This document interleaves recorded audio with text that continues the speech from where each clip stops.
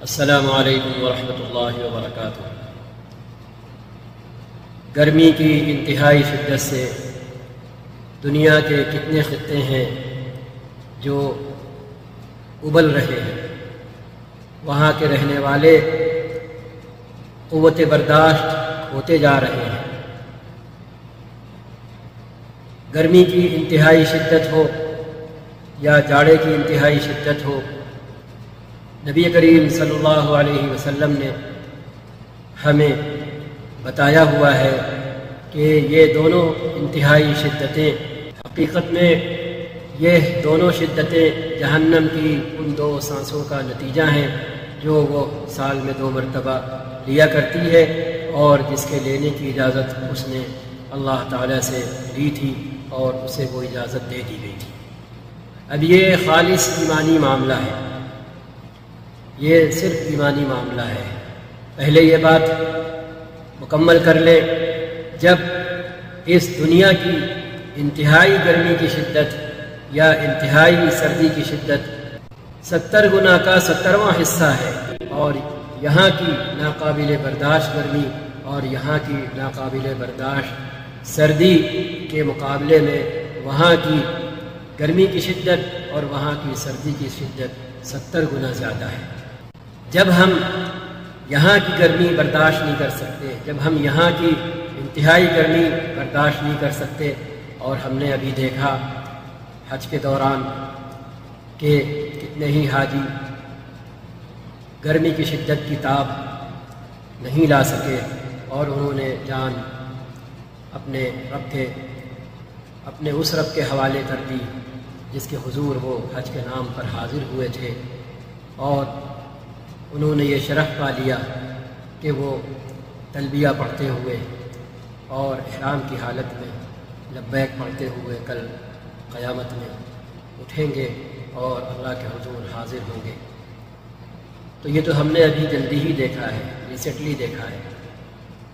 ایسی سردی کی شدت میں ہوتا ہے۔ تو جب ہم یہ شدتیں برداشت نہیں کر سکتے ہیں تو ہم مسلمانوں کے لیے، ہم اللہ اور اس کے آخری رسول پر ایمان رکھنے والوں کے لیے قرآن اور حدیث میں جو کچھ کہا گیا ہے اس کو سچ ماننے والوں کے لیے یہ لمحہ فکریہ ہے یا نہیں ہے، یہ سوچنے کا وقت ہے کہ نہیں ہے کہ ہم آخرت میں اگر ناکام ہو گئے اور اللہ کی رضا اور اس کے نبی کی سفارش ہمیں کامیاب نہ کر سکی تو پھر ہم جہنم کی شدت گرمی کی اور سردی کی کیسے برداشت کر پائیں گے جو 70 گنا ہے یہاں کی انتہائی شدت کے مقابلے میں۔ یہ سوچنے کی بات ہے، یہ سوچنے کی بات ہے۔ جب امام نے نبی کریم صلی اللہ علیہ وسلم کی اس حدیث کا حوالہ دیا جس میں یہ فرمایا ہے آپ صلی اللہ علیہ وسلم نے کہ گرمی کی انتہائی شدت ہو تو سردی کی انتہائی شدت ہو تو یہ دونوں من فیح جہنم ہیں، جہنم کی ان 2 سانسوں کا نتیجہ ہے جو جہنم سال میں 2 مرتبہ لیا کرتی ہے۔ تو دل میں آیا یہ تو خالی ایمانی بات ہے، ہم ایمان رکھتے ہیں کہ اللہ تعالیٰ نے محمد رسول اللہ صلی اللہ علیہ وسلم کو آخری نبی آخری رسول بنا کر بھیجا ہے، تو پھر ہمیں یہ ماننا ہے۔ جب یہ ماننا ہے تو پھر رسول کریم صلی اللہ علیہ وسلم نے نبی کریم صلی اللہ علیہ وسلم نے جو کچھ فرمایا ہوا ہے اور صحیح حدیثوں سے ثابت ہے، صحیح سند سے ثابت ہے، صحیح تسلسل سے ثابت ہے، تو پھر ہمیں وہ بھی ماننا ہے۔ ہماری سمجھ میں آئے یا نہ آئے، ہمیں اللہ کی بات کے آگے، اس کے آخری رسول کی بات کے آگے سر تسلیم خم کرنا ہے۔ بالکل ایسے ہی جیسے دوسرے جو ہمارے اعتبار سے غلط ہوتے ہیں، باطل پرست ہیں، صحیح راہ پر نہیں ہیں، لیکن وہ اپنے کو صحیح سمجھتے ہیں، صحیح سمجھ رہے ہیں، تو وہ آستھا کے نام پر وہ کام کرتے ہیں جو ہم نے پہلے بھی عرض کیا قربانی کے حوالے سے کہ جو دنیا میں کہیں بھی تسلیم نہیں کیا جا سکتا اور باقی دنیا والے اس پر ہنستے ہیں۔ اسلام کے اندر جتنی باتیں ہیں ایک جاہل بھلے وہ کہنے کو پڑھا لکھا ہو لیکن جانکاری کی حقیقت اسے نصیب نہ ہو، وہ تو ہنس سکتا ہے اسلام کی کسی بات کو لے کر، لیکن ایک سمجھدار شخص بھلے وہ ان پڑھ ہو لیکن اس کو چیزوں کی حقیقت سمجھنے کی صلاحیت نصیب ہے، تو پھر وہ اسلام کی کسی چیز پر ہنس نہیں سکتا۔ نہ اسلام کے اندر کوئی ایسی چیز ہے جس پر ہنسا جائے۔ ہاں، ہماری اور آپ کی بے عملی یا بد عملی کو دیکھ کر دوسرے ضرور ہنس سکتے ہیں، ہنستے ہیں، ہنسے ہیں، اور آئندہ بھی ہم ایسے ہی رہے تو ہنسیں گے، لیکن جب وہ اسلام کی طرف آتے ہیں، قرآن کو پڑھتے ہیں اور قرآن کی بنیاد پر قرآن کی تشریح، رسول کریم صلی اللہ علیہ وسلم کے کلام کو، آپ کی حدیثوں کو پڑھتے ہیں، تو پھر وہ اللہ اور اس کے رسول کے ہو رہتے ہیں۔ یہ آئے دن دنیا دیکھ رہی ہے۔ رہے وہ جن کے دلوں پر ان کی اپنی جہالت کی وجہ سے اسی طرح مہر لگ چکی جس طرح مکے کے مشرکین کے دلوں پر اور ان کی سوچ اور سمجھ پر مہر لگی تھی، تو ان کی بات الگ ہے۔ اللہ نے مشرکین چاہے مکے کے ہوں اس وقت کے، مشرکین چاہے کسی بھی زمانے کے ہوں، مشرکین چاہے ہمارے زمانے کے ہوں، اگر ان کی ویسی حالت ہے جیسی مشرکین مکہ کی تھی، تو پھر اللہ نے یہ فرمایا ہوا ہے، ختم اللہ علی قلوبہم وعلی سمعہم وعلی ابصارہم غشاوہ، کہ اللہ تعالیٰ پھر ان کے دلوں پر مہر لگا دیتے ہیں، ان کے کانوں پر مہر لگا دیتے ہیں، اور ان کی آنکھوں پر پردہ ڈال دیتے ہیں۔ ان کے پاس دل تو ہوتے ہیں لیکن وہ ان دلوں سے سمجھ نہیں سکتے، ان کے پاس کان تو ہوتے ہیں لیکن ان کانوں سے وہ حقیقت سن نہیں سکتے، ان کے پاس آنکھیں تو ہوتی ہیں لیکن وہ ان آنکھوں سے چیزوں کی حقیقت دیکھ نہیں سکتے، وہ جانوروں سے بھی بدتر ہو جاتے ہیں۔ اولئک کالانعام بل ہم اضل، جانوروں سے بھی بدتر ہو جاتے ہیں۔ کس بات میں؟ نہ سمجھنے میں۔ جانور کو اللہ تعالیٰ نے ان کی اپنی زندگی جینے کے لیے جتنی سمجھ دی ہے، بس وہ جانور اس سے آگے نہیں بڑھ سکتے، وہ اس سے آگے نہیں سوچ سکتے۔ اللہ یہ کہہ رہے ہیں کہ ہم پھر ایسے بن جاتے ہیں، ہم جس ماحول میں پیدا ہوئے ہوتے ہیں، ہم جس گھرانے میں پیدا ہوئے ہوتے ہیں، ہم جس دھرم میں پیدا ہوئے ہوتے ہیں، پھر ہم اس گھر سے، اس گھرانے سے، اس دھرم سے اوپر اٹھ کر، باہر نکل کر پھر حقیقت نہ سوچ سکتے ہیں، نہ سمجھ سکتے ہیں، نہ سن سکتے ہیں۔ یہ ہم دیکھ رہے ہیں۔ تو ایسے لوگوں سے شکوہ کس بات کا؟ ایسے لوگوں کے سامنے ہماری جو ذمہ داری ہے وہ صرف یہ ہے کہ ہم حقیقت بیان کرتے رہیں، ہم حقیقت بیان کرتے رہیں اور ڈنکے کی چوٹ پر حقیقت بیان کریں، لیکن دل توڑنے کے لیے نہیں، رسوا کرنے کے لیے نہیں، ذلیل کرنے کے لیے نہیں، اپنے آپ کو ان پر برتر ثابت کرنے کے لیے نہیں، بلکہ ان کو اس حقیقت سے آگاہ کرنے کے لیے اور وہ حقیقی میسج ان کو ان تک پہنچانے کے لیے جس سے وہ بیگانے ہیں، جس سے وہ انجان ہیں،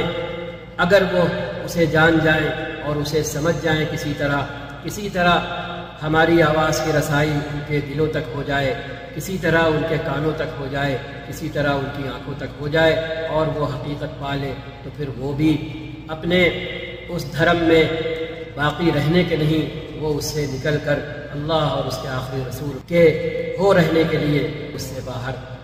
آ جائیں گے۔ پہلے بھی آئے ہیں، آج بھی آ رہے ہیں، آئندہ بھی آئیں گے۔ ہماری یہ ذمہ داری ہے، ہماری یہ ذمہ داری ہے۔ ہم قوم بن کر دنیا میں رہنے کے لیے نہیں آئے ہیں، ہم دنیا کی قوموں کی طرح دنیا میں ایک قوم بن کر دنیا کی تعمیر اور ترقی کے لیے نہیں آئے ہیں۔ دنیا کی تعمیر اور ترقی یہ دوسرا مرحلہ ہے، ہمارا پہلا مرحلہ انسانوں کی تعمیر و ترقی ہے، جس کی شروعات خود اپنی ذات سے ہوتی ہے، اپنی آل اولاد سے ہوتی ہے، اپنے گھر سے ہوتی ہے، اپنے اہل خاندان سے ہوتی ہے، اپنے رشتہ داروں سے ہوتی ہے، اپنے محلے سے ہوتی ہے، اپنے علاقے سے ہوتی ہے، اور پھر آگے بڑھتی چلی جاتی ہے۔ وَأَنذِرْ عَشِيرَتَكَ الْأَقْرَبِينَ۔ جی ہاں، ہم اس لیے آئے ہیں، ہم اس لیے، لیکن یہ ایسی ذمہ داری ہے اور یہ ایسا عہدہ ہے اور یہ ایسا منصب ہے جس پر ہر کس و ناکس فائز نہیں ہو سکتا، ہر کس و ناکس جس منصب کے حق کو ادا نہیں کر سکتا۔ اسی لیے ہماری زندگی دوہری زندگی ہے، ہم کہیں پر کچھ ہوتے ہیں، کہیں پر کچھ ہوتے ہیں، ہم باہر کچھ ہوتے ہیں۔ جتنے اچھے ہم باہر ہوتے ہیں، اگر ہم اتنے اچھے اپنے گھر میں بن جائیں، اپنے گھر والوں کے لیے بن جائیں تو کچھ سے کچھ ہو جائے، اپنے خاندان والوں کے لیے بن جائیں تو کچھ سے کچھ ہو جائے۔ اب یہاں پر شیطان آ کر فوراً یہ کہتا ہے، ہم یہ باتیں کر رہے ہیں، فوراً بات سننے والوں کے دلوں میں ڈالے گا کہ دیکھیں صرف بول رہے ہیں لیکن عمل فلاں جگہ پر فلاں جگہ پر فلاں جگہ پر اس کے برعکس ہے۔ وہ یہ نہیں سوچنے دیتا کہ یہ بات ایک پورے مکمل فریم میں کہی جا رہی ہے، مکمل ایک نظام کے تحت کہی جا رہی ہے، خالی اتنی ہی بات نہیں کہی جا رہی ہے۔ اب اگر اس بات کے برعکس کہیں پر کوئی بات دکھائی دے رہی ہے تو وہاں پر ہمیں دیکھنا پڑے گا، ہمیں دیکھنا پڑے گا۔ مثال کے طور پر ملکوں کے اندر کیوں پولیس کا نظام ہے، ملکوں کے اندر کیوں سزا کا نظام ہے، ملکوں کے اندر کیوں جرائم پر سزا دینے کا انتظام ہے؟ اگر بات یہی ہے صرف اتنی کہ ہر آدمی آزاد ہے اپنی سوچ میں، اپنی فکر میں، اپنی کرنی میں، اپنی کتنی میں، تو پھر پولیس کا انتظام کیوں ہے، جیلوں کا انتظام کیوں ہے، سزاؤں کا انتظام کیوں ہے؟ اور اگر یہ کتنی کرنی آخری درجے کی ہوئی، ملک مخالف ہوئی، تو پھر اسے غداری کا درجہ قرار دے کر جان لینے تک کا انتظام کیوں ہے؟ اگر آزادی کا مطلب یہ ہے جو چاہو کر، پتہ چلا آزادی بھی ہماری مقید ہے، پتہ چلا ہماری کتنی اور کرنی کا اثر اگر دوسروں پر منفی پڑتا ہے، نگیٹو پڑتا ہے، ہماری حرکتوں کا نتیجہ دوسروں کے حق میں نگیٹو نکلتا ہے، تو پھر ہم اس حد تک آزاد نہیں ہیں، ہم اس حد تک آزاد نہیں ہیں۔ یہ تو ہوا حکومتوں کا معاملہ کہ آپ گھر میں رہ کر کے بھلے کچھ بھی کر لیں، لیکن اگر آپ کے کرنے کا اثر گھر سے باہر نکلتا ہے اور اس سے دوسرے متاثر ہوتے ہیں منفی انداز میں، نگیٹو انداز میں، تو پھر حکومت کا نظام جو خود ہمارا ہی بنایا ہوا ہوتا ہے وہ اجازت نہیں دیتا۔ تو پتہ چلا ہم آزادی رکھتے ہوئے بھی ہم جانوروں کی طرح آزاد نہیں ہیں کہ ہم مادر پدر جو چاہے کریں۔ تو ہماری ذمہ داری یہ ہے کہ ہم جو میسج نبی کریم صلی اللہ علیہ وسلم نے ہمارے درمیان چھوڑا وہ ہم آگے بڑھانے کے پابند ہیں، ہم آگے بڑھانے کے پابند ہیں، ہم آگے بڑھانے کے پابند ہیں۔ ہم دنیا میں دوسری قوموں کی طرح محض دنیا کو تعمیر اور ترقی دینے کے لیے یہاں پیدا نہیں ہوئے ہیں۔ اللہ تعالیٰ نے ہمیں اس لیے نہیں بھیجا کہ ہم دنیا کی تعمیر اور ترقی میں لگ جائیں اور انسانوں کی تعمیر اور ترقی سے صرف نظر کر لیں۔ اللہ نے فرمایا ہوا ہے کنتم خیر امت اخرجت للناس، تم بہترین امت ہو۔ کیونکہ ہم نے تمہیں لوگوں کے لیے بھیجا ہے،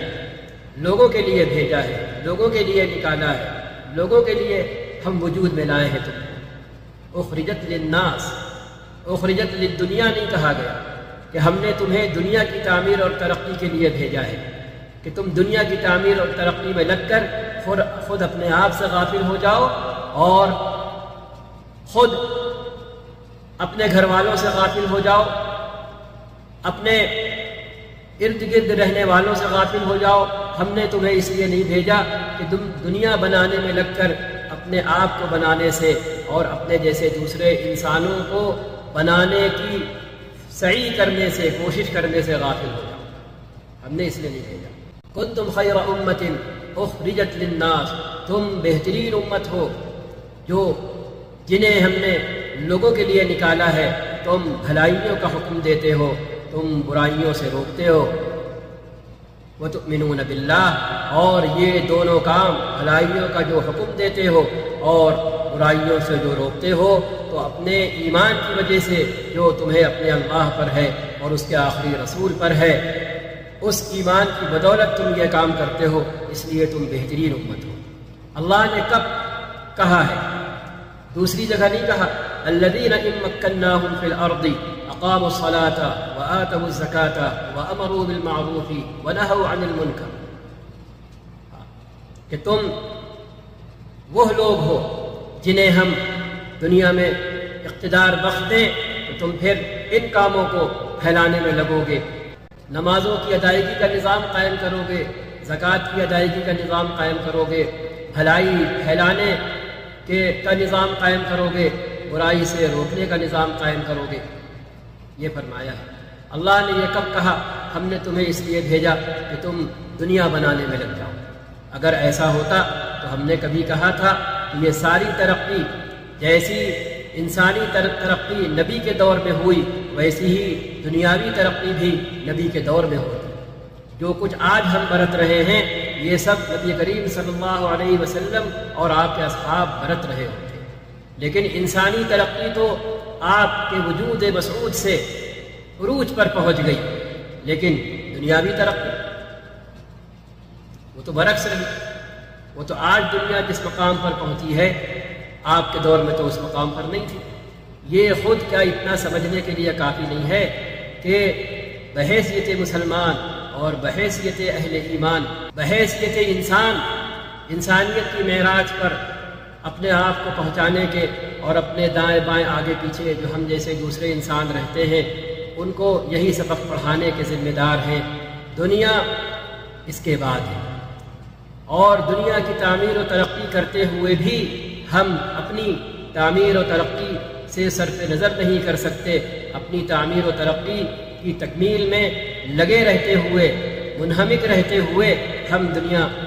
کے مشغلوں میں اور دنیا کی تعمیر و ترقی میں لگنے کے مکلف ہیں۔ اپنے آپ کو فراموش کر کے، اپنے آپ سے نگاہیں پھیر کر، اپنے جیسے اپنے گھر سے، اپنے خاندان سے اور اپنے جیسے آگے پیچھے دائیں بائیں بسنے والے دوسرے انسانوں سے صرف نظر کر کے ہم دنیا پر محنت کر کے جرم کے مرتکب ہوں۔ یہ حقیقت ہے۔ لہذا قصہ مختصر، ہماری حیثیت ڈبل ہے۔ ہم بھی لغوی معنی میں پیغامبر ہیں۔ کیا ایک صحابی نے ایک دربار میں اس طرح نہیں کہا تھا، اللہ تعاثنا، اللہ نے ہمیں بھیجا ہے، لنخرج من شاء، تاکہ ہم نکالیں اسے جو خود نکلنا چاہے، من عبادت العباد الى عبادت اللہ، لوگوں کی بندگی سے اللہ کی عبادت کی طرف، لوگوں کی بندگی سے ان کے اپنے پیدا کرنے والے کی عبادت کی طرف۔ ہماری دوہری حیثیت ہے۔ ہم جس پیغام کی بنیاد پر، جس پیغام پر ایمان لانے اور ایمان رکھنے کی بنیاد پر اپنے آپ کو مومن اور مسلم کہتے ہیں، ایمان والا اور اسلام والا کہتے ہیں، اسی پیغام کو آگے بڑھانے کے ہم مکلف ہیں،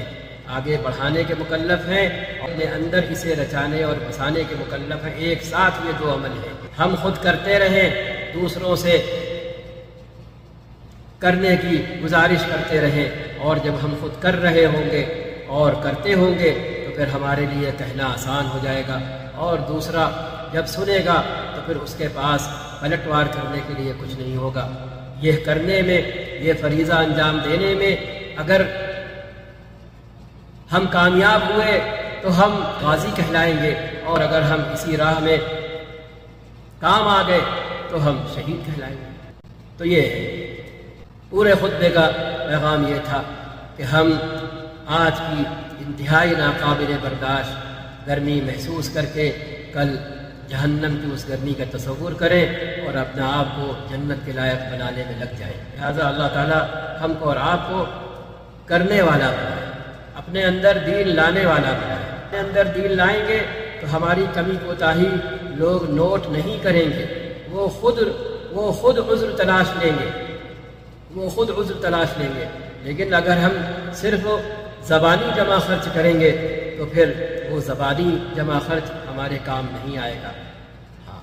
جب لوگ دیکھیں گے کہ ہم خود دین پر عمل کرنے کی کوشش کر رہے ہیں، ہم دین سیکھ رہے ہیں، ہم اپنے بچوں کو دین سکھا رہے ہیں، پڑھوا رہے ہیں، ہم دینی شکل و صورت کی وضاقتہ کی پابندی کر رہے ہیں، انسانی پسند والی نہیں، وہ دین کی پسند والی جو دین کہتا ہے، جو اللہ کے رسول کہتے ہیں، لوگوں کی طرح طرح کی پسند سے اوپر اٹھ کر کے، تو پھر لوگ بھی ویسا کرنا شروع کریں گے۔ کم سے کم اتنا تو وہ کریں گے کہ وہ ہمارا پاس و لحاظ کریں گے، اور یہی ابتدا ہوتی ہے کسی کے لیے بھی۔ ہم یہ کر سکتے ہیں۔ ہم ایسا کرتے ہوئے اسی طرح غازی کہلائیں گے جس طرح میدان جنگ میں لڑتے ہوئے غازی کہلاتے ہیں، ہاں زبان کے غازی کہلائیں گے، اپنے عمل سے غازی کہلائیں گے، اپنی اس عملی جد و جہد سے غازی کہلائیں گے، اور ایسا کرتے ہوئے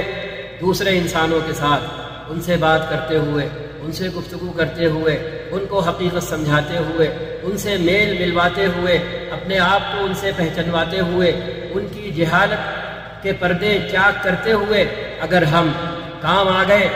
تو ہم شہید کہلائیں گے۔ تو ہمارے ہاتھ میں تو دونوں صورتوں میں لڈو ہے،